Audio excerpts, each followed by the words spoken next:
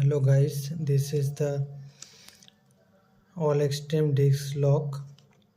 This is for protection of your bike. So now I will unbox it.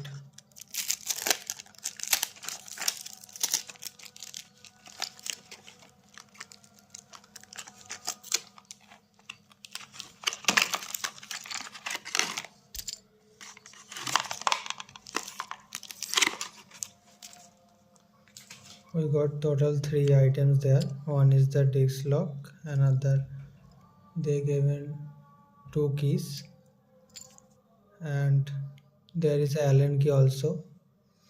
This is for opening the lock in case you need to change the battery. Okay, so I will test the lock. You have to put it in your bike's disc brake, and you just have to put that small thing in that holes of the disc and press this button. Yes, now this is locked.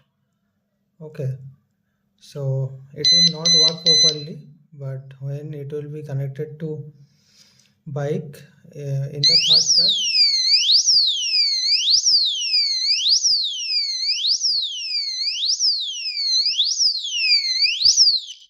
So as you guys see that the sound was very high.